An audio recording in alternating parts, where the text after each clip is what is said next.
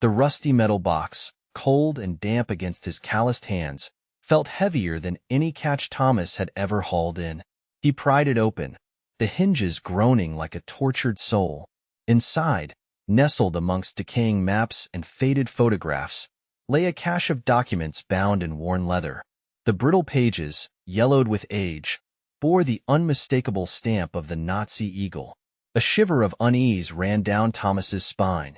He knew little of history beyond the tales his grandfather had told him, tales of bravery and sacrifice during the war. But these documents, these whispered secrets from a bygone era, spoke of something darker, something sinister lurking beneath the surface of the past. He carefully extracted a document, its edges frayed and brittle. The German script, unfamiliar yet somehow chillingly familiar, seemed to dance before his eyes. He could make out words like Operation Phoenix, secret bunkers, and resurrection. A knot of anxiety tightened in his chest. What did it all mean? Were these just remnants of a lost war? Or was there something more? Something that threatened the present? He knew he couldn't keep this to himself. Rye, a quaint coastal village steeped in history, seemed worlds away from the shadowy world hinted at in these documents. Yet, Thomas felt a growing sense of unease, as if the very air he breathed held a hidden danger. He needed to find someone who could make sense of this, someone who could shed light on the cryptic messages and unravel the tangled threads of history. His thoughts turned to Eleanor, a retired historian who lived in a cottage overlooking the harbor. She had a sharp mind and a thirst for knowledge, often spending her days poring over ancient manuscripts and forgotten archives. Thomas had met her a few times at the village market, exchanging pleasantries and sharing stories of the sea. He knew she wouldn't dismiss his concerns as mere superstition. He made his way to her cottage, his heart pounding with a mixture of apprehension and hope. As he approached, he noticed a faint scent of old books and pipe tobacco, a comforting aroma that seemed to envelop him like a warm embrace. He knocked on the door, his knuckles rapping against the weathered wood. Eleanor opened the door, her face etched with a mixture of surprise and curiosity. "Thomas, what a pleasant surprise," she said, her voice warm and welcoming. "What brings you here?" He hesitated for a moment, unsure how to begin. Finally, he took a deep breath and told her everything, his voice trembling slightly as he described the rusted box, the Nazi documents, and the chilling sense of unease that had gripped him. Eleanor listened intently, her eyes widening with each word. When he finished, she remained silent for a moment, her gaze fixed on the documents he held out to her. Then, a flicker of excitement crossed her face. "Thomas," she said, her voice hushed with awe, "these documents are more than just relics of the past. They are a window into a hidden history, a conspiracy that could still threaten us today." Together, they sat down at her kitchen table, the sunlight streaming through the window, casting long shadows across the room. Eleanor, her face illuminated by the warm glow of a lamp, began to decipher the cryptic messages, her fingers tracing the faded ink with a practiced ease. The air crackled with anticipation as they delved deeper into the secrets hidden within the documents. Eleanor, her brow furrowed in concentration, traced a finger across the brittle parchment. The faded ink, barely visible under the dim light of her reading lamp, revealed a complex network of tunnels and bunkers, their locations meticulously marked along the English coastline. "These aren't just random shelters, Thomas," she said, her voice hushed with a mixture of awe and apprehension. "This is a meticulously planned infrastructure designed to withstand any attack. It's like a fortress beneath our feet." Thomas, his calloused hands gripping the weathered map, felt a knot of dread tightening in his stomach. The salty tang of the sea air, usually a comforting reminder of his peaceful life, now carried a heavy weight of unease. "What does it all mean, Eleanor?" he asked, his voice barely a whisper. "Who would build something like this?" Eleanor, her eyes gleaming with a mixture of excitement and trepidation, tapped a circled point on the map. "This, Thomas, is where it all began. The heart of the operation." She pointed to a small, unassuming village nestled on the cliffs overlooking the English Channel. The documents mention a secret society, a group of die-hard Nazis who refuse to accept defeat. They believe they can rebuild their empire, using this network of bunkers as their base of operations. A shiver ran down Thomas's spine as he looked out the window at the moonlit sea, its surface shimmering with an eerie glow. The thought of a hidden Nazi network operating beneath their feet, plotting to unleash chaos upon the world, was both terrifying and unbelievable. "But how?" he asked, his voice laced with disbelief. "How could they have remained hidden for all these years?" Eleanor sighed, her face etched with a grim determination. "They are masters of deception, Thomas. They have infiltrated every level of society, using their wealth and influence to manipulate events from the shadows. They have been waiting for the right moment to strike, and now they believe that moment is upon us." As the night deepened, Thomas and Eleanor worked tirelessly, poring over the documents, searching for any clue that could lead them to the heart of the conspiracy. They knew time was running out, and the stakes were higher than they could have ever imagined. But amidst the growing sense of urgency, a new feeling began to take root, a determination to expose the truth, no matter the cost. They were no longer just a fisherman and a historian.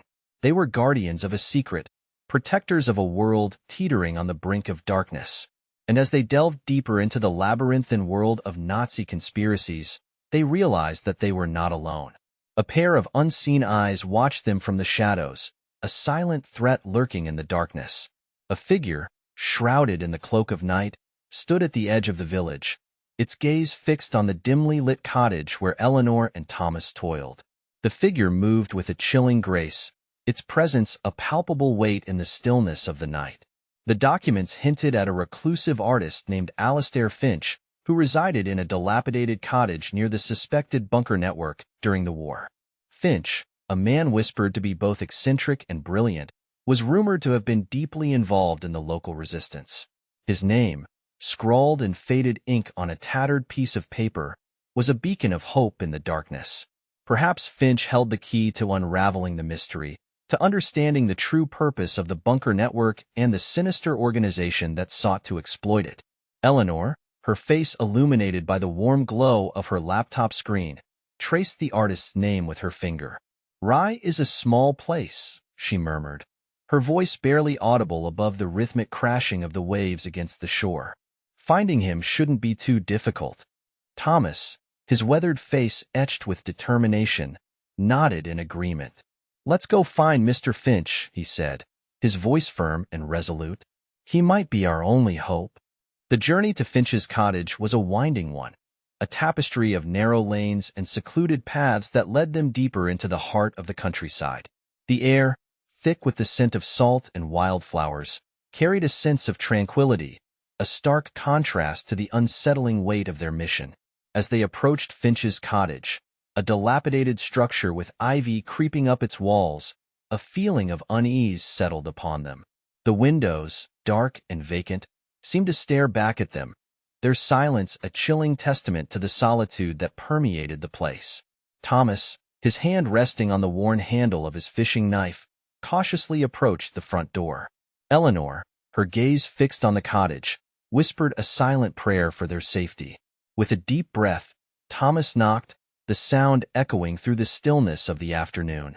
The silence that followed was deafening, broken only by the rustling of leaves in the gentle breeze. Just as they were about to turn away, the door creaked open, revealing a dimly lit hallway. A figure, shrouded in shadow, emerged from the darkness. "Can I help you?" a voice rasped, its tone weary and suspicious. The figure stepped into the light, revealing a man with piercing blue eyes and a long, salt and pepper beard. His face, etched with the passage of time, bore the weight of countless secrets. This was Alastair Finch, the reclusive artist who held the key to their investigation. Finch's eyes, sharp and observant, scanned their faces, assessing their intentions. "Who are you?" he asked, his voice laced with suspicion. Thomas, his voice calm and steady, introduced himself and Eleanor, explaining their mission and the significance of the documents they had discovered. Finch listened intently, his expression shifting from skepticism to a flicker of recognition. He invited them inside, his movements slow and deliberate, as if he were weighing his next words carefully. The interior of the cottage was a chaotic labyrinth of canvases, sculptures, and stacks of books. The air was thick with the scent of paint and turpentine, a testament to Finch's artistic passion. He led them to a small, dimly lit room at the back of the cottage, its walls lined with shelves overflowing with dusty tomes and antique maps. In the center of the room, a large wooden desk held a collection of brushes, paints, and a worn leather-bound journal. "This is my studio," Finch said, his voice barely a whisper. "It's where I spend most of my time." He gestured towards a hidden compartment behind the desk, its entrance concealed by a cleverly disguised panel. With a creaking sound, Finch opened the compartment, revealing a collection of sketches, maps, and cryptic symbols. "These are my wartime journals," he said, his voice trembling slightly. "They contain my observations, my fears, and my hopes." Eleanor gasped as she reached for the sketches. They depicted a network of tunnels and bunkers, their intricate designs mirroring the layout described in the Nazi documents. The symbols, etched in faded ink, seemed to hold a deeper meaning, a hidden language that spoke of secrets and conspiracies. Finch, his eyes filled with a mixture of sadness and regret, warned them about the dangers of uncovering the truth.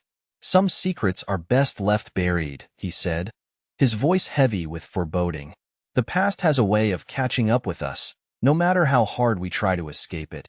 The rusted metal box, unearthed from the depths of the English Channel, felt cold and heavy in Thomas's hands. Its contents, a jumbled assortment of Nazi documents and faded photographs, whispered secrets of a past war that refused to stay buried. Eleanor, her brow furrowed in concentration, carefully deciphered the German script, her voice hushed as she read aloud fragments of a chilling plan. A plan to resurrect a lost power, to exploit a forgotten network of bunkers and tunnels beneath the English coast, hidden remnants of a conflict long since ended. "They called it Operation Labyrinth," Eleanor murmured, her voice echoing in the small, cluttered room above Thomas's fishing shack. A network of interconnected tunnels, designed to house a formidable arsenal and serve as a launchpad for a devastating attack. Thomas, a man of the sea, felt a shiver run down his spine despite the warmth of the late summer sun filtering through the window. The salty air of his world, the familiar rhythm of the tides, suddenly seemed fragile, vulnerable to the shadows of this hidden history. Armed with the key, a small, intricately carved silver object discovered nestled within the rusted box, Thomas and Eleanor set out into the labyrinthine network of tunnels beneath the English coast. The air grew heavy with the scent of damp earth and decay, the silence broken only by the drip of water and the echo of their footsteps. The walls, once smooth and white, were now covered in a thick layer of grime, the faded remnants of paint revealing glimpses of a bygone era. The key, cold and heavy in Thomas's hand, turned with a rusty groan, revealing a narrow passage that descended into darkness. Eleanor, her flashlight beam cutting through the gloom, led the way, her senses alert, her eyes scanning the walls for any sign of movement. The air grew colder as they descended deeper, the silence deepening, punctuated only by the rhythmic thud of their hearts.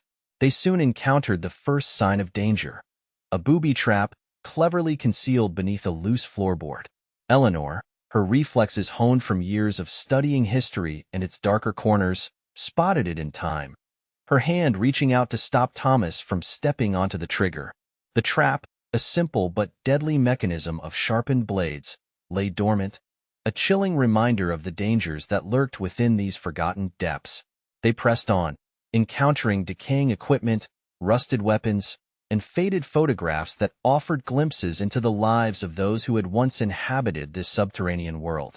The air grew heavier, thick with a sense of dread, as if the walls themselves were closing in, suffocating them with the weight of their secrets. The labyrinth seemed to twist and turn, leading them in circles, their sense of direction fading with each step.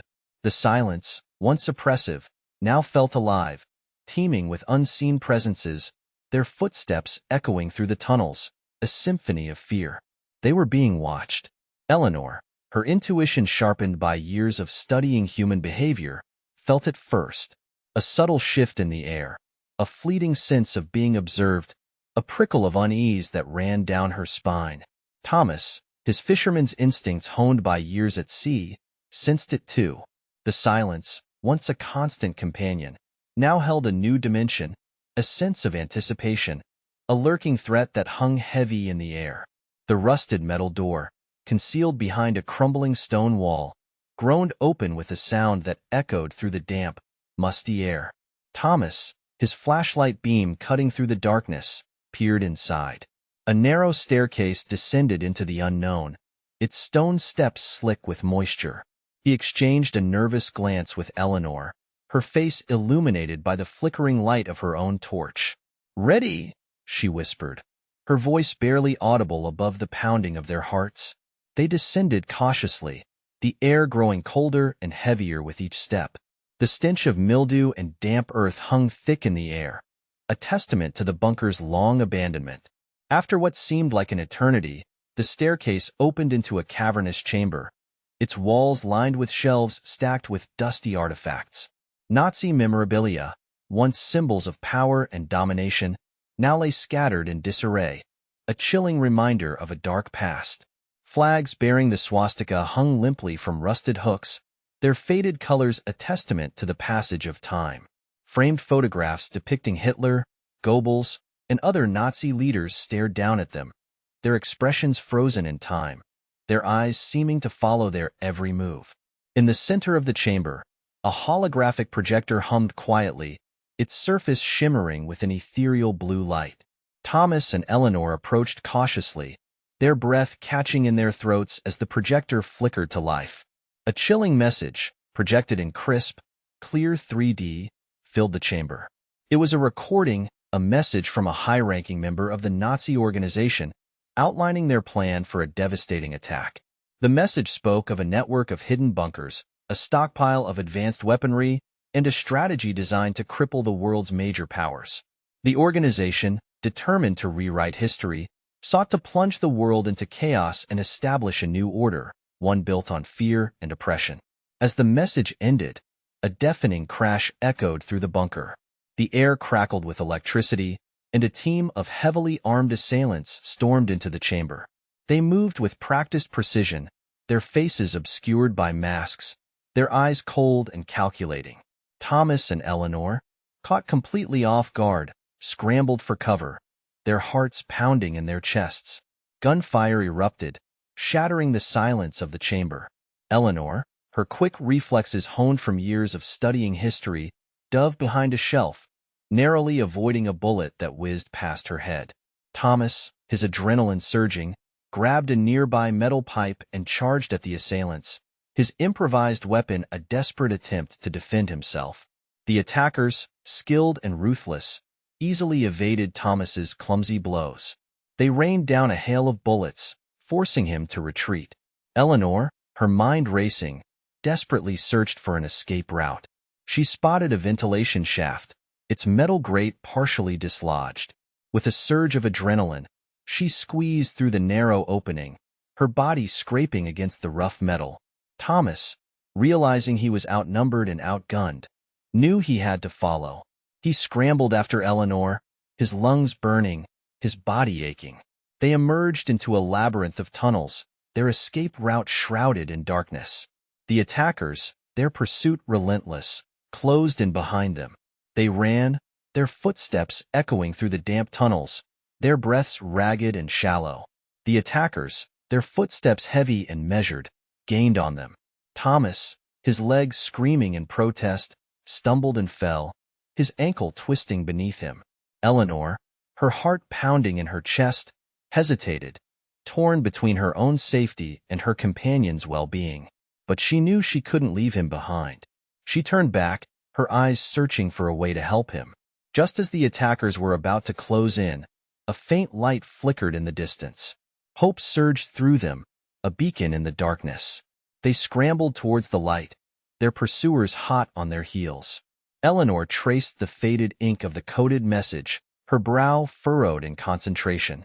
The projector chamber, a dusty relic of a bygone era, hummed with a faint, unsettling vibration.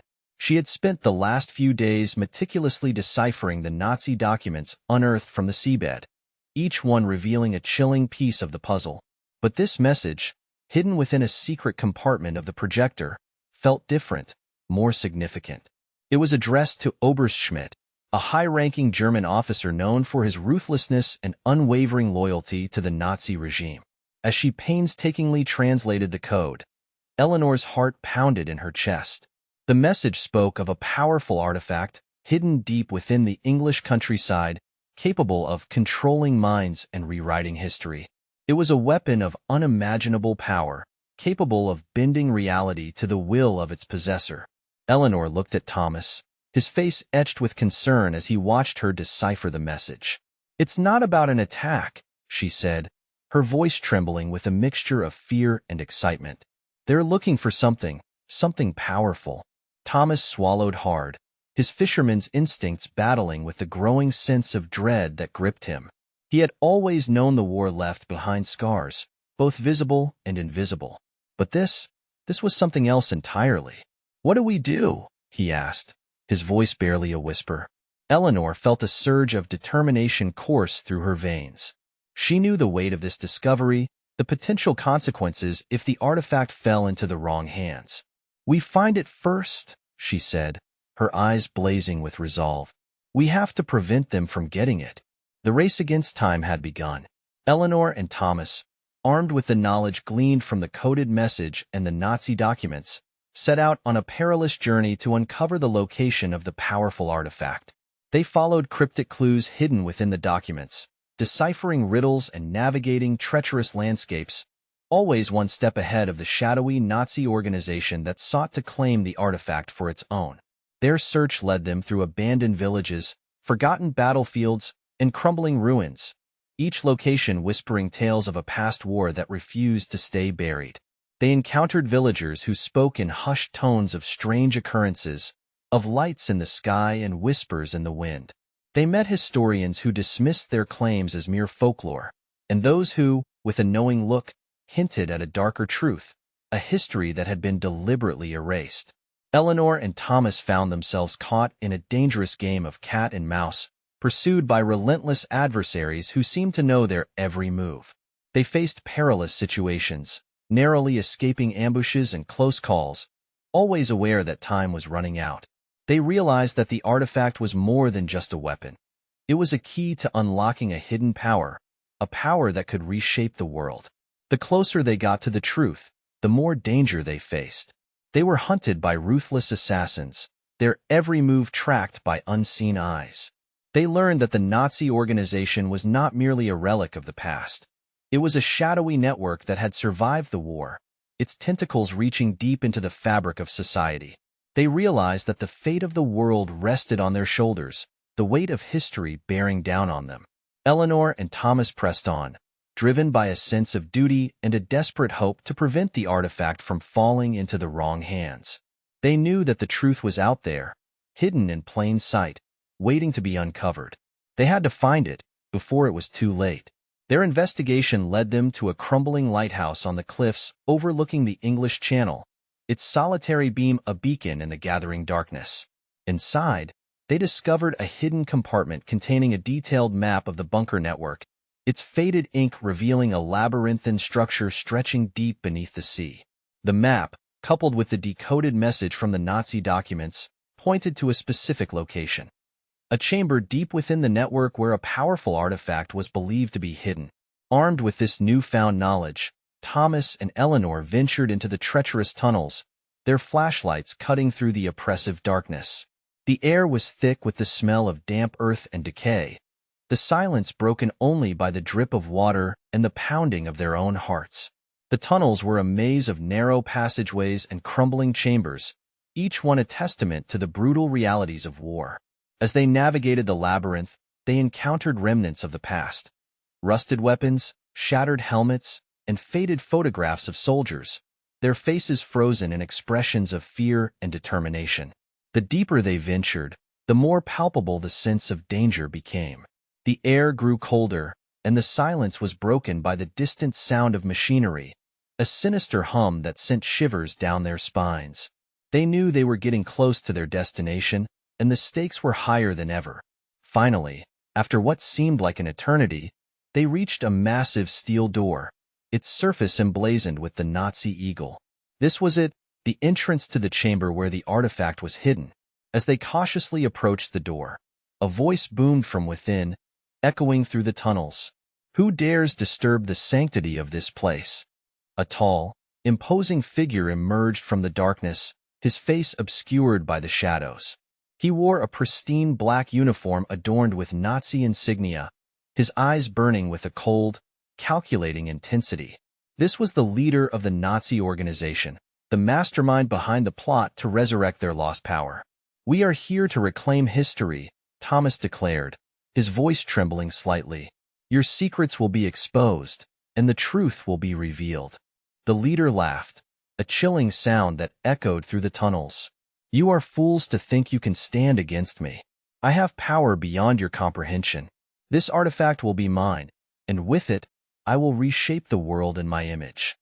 Eleanor stepped forward, her voice calm and resolute. "History is not something to be manipulated or rewritten. The truth will prevail, no matter how hard you try to bury it." The leader's eyes narrowed, his face contorting with rage. "You will pay for your insolence." He raised his hand, and a squad of armed guards appeared from the shadows, their weapons trained on Thomas and Eleanor.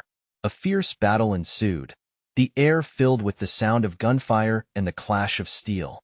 Thomas, despite his lack of combat experience, fought with a ferocity born of desperation. He used his knowledge of the tunnels to his advantage, dodging enemy fire and maneuvering through the labyrinthine passages. Eleanor, drawing on her historical knowledge, predicted the enemy's movements, guiding Thomas to safety and exploiting their weaknesses.